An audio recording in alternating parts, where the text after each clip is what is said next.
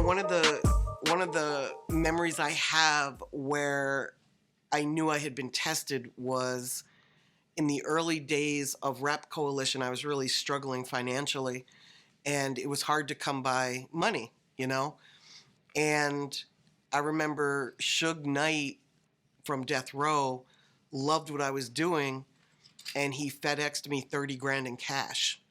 And I was so broke.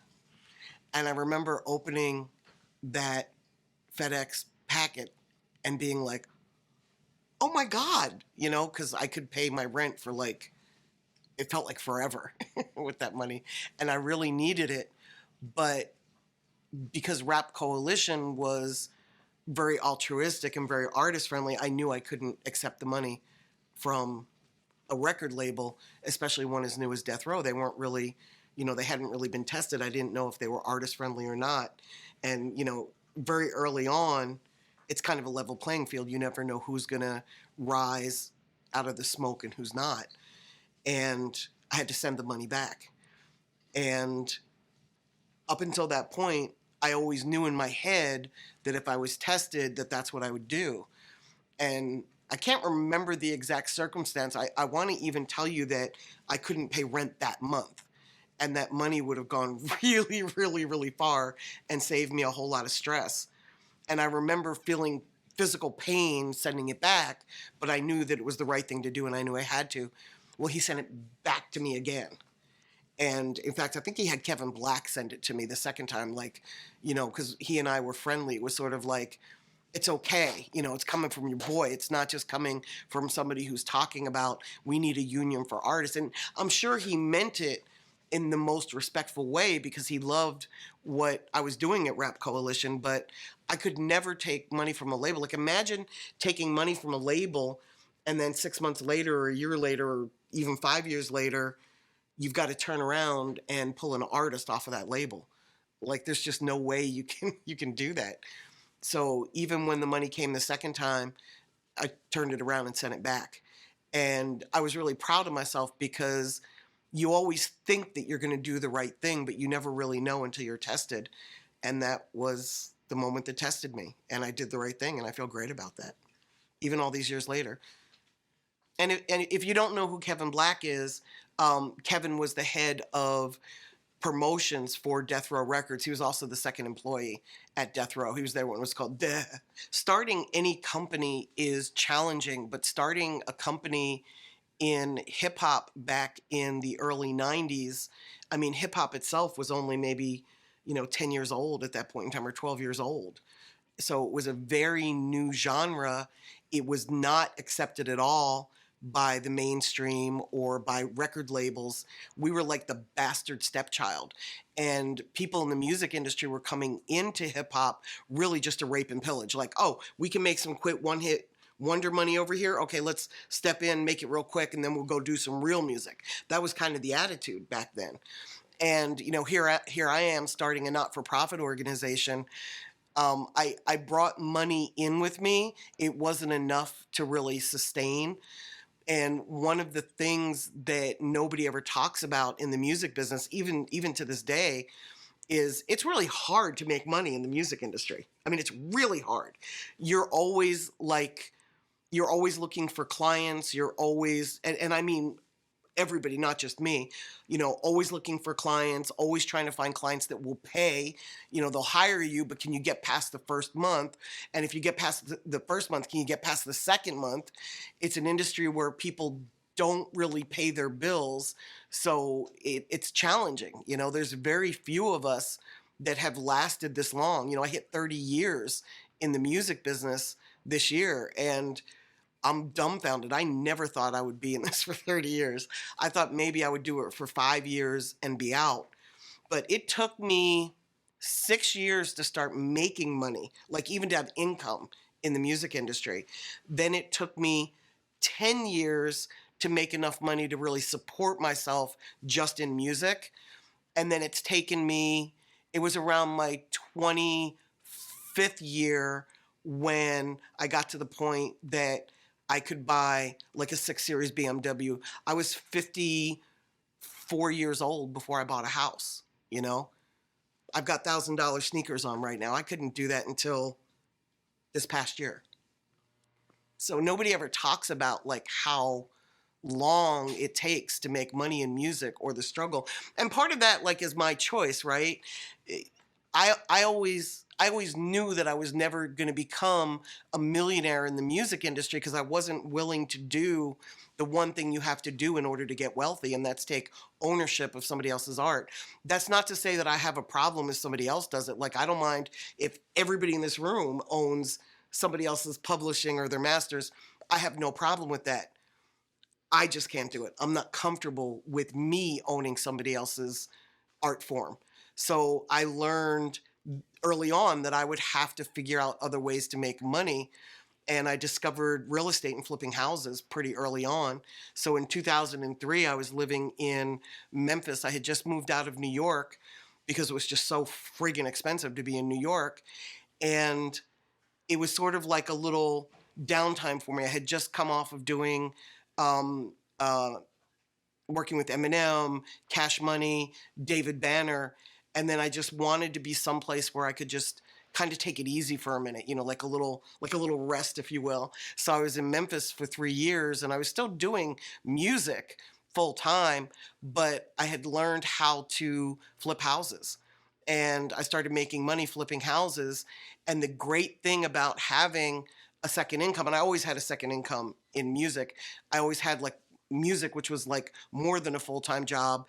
And then I was doing like side hustles to make money. Like, I worked for a cooking school in New York and set up their volunteer program, which was great because I then used what I learned from the cooking school to set up my volunteer program at Rap Coalition. So I always did things to make money.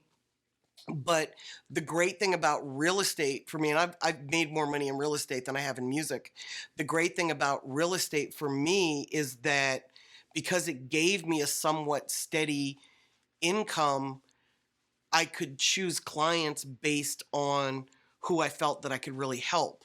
Instead of taking on clients for money, I was taking on clients where I could actually bring value. And I still do that today.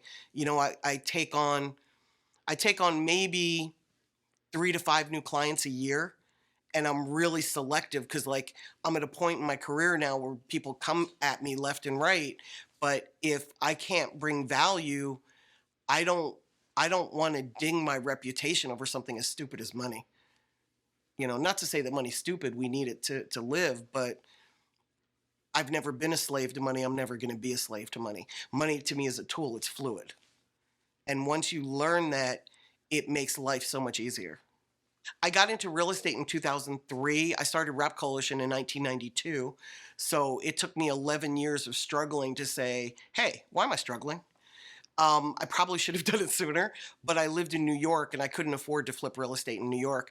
But when I moved to Memphis, at that point in time, you could buy a building for 25,000, fix it up, and sell it for 60 or 70,000. So you could actually flip houses and make enough money to support yourself without having to do that again for, like 4 to 6 months.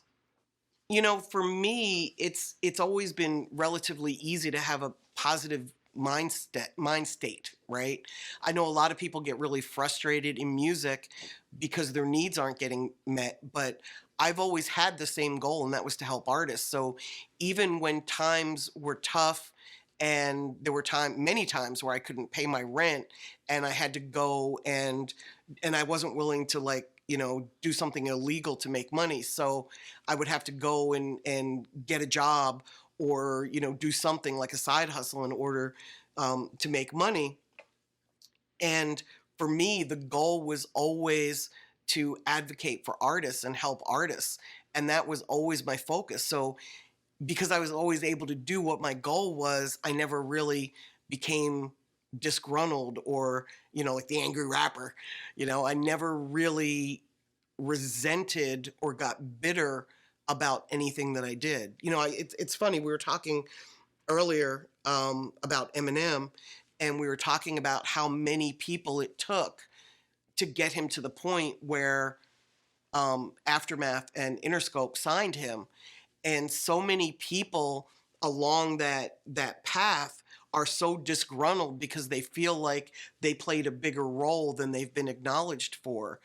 And it's not that they didn't play a role, it's that there was no one role. Like, there were so many of us that saw his talent and added something to the equation to help him get to where he is. Like, no one person can say, I put Eminem on, except Eminem. He's the only person that can say that. And so many people played a role in getting him there, and important roles. But, and it's not just Eminem, it's like any artist that's successful.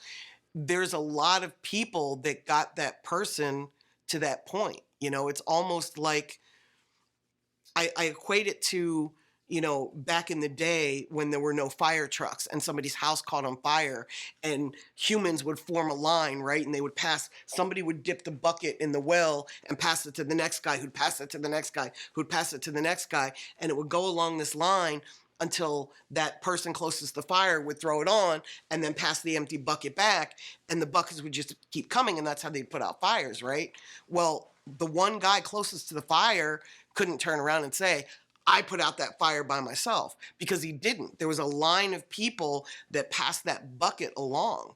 And that's kind of the way the music industry is. Like, there's not just one person that is responsible for any artist's success. There's a lot of moving pieces. So when I hear people, you know, disgruntled or upset because they didn't get enough recognition, it just makes me a little bit sad, because it means their needs didn't get met. They felt like they played a bigger role than is being acknowledged, and they're just one of many cogs. And I think that mindset is what keeps me from being demotivated, because I realize that, like, I've played many roles in this industry, you know, from the management side to the label side to the, you know, publicity side. Like, I've helped artists grow from many different angles, and I see how much it takes to build a successful career. And the truth is, like, I'm thankful for everybody that played a role, because that building didn't burn down because of every person in that line, and the person who dug the well, and the person who made the bucket. You know, there's so many steps to getting somebody to the top that it's never just one person.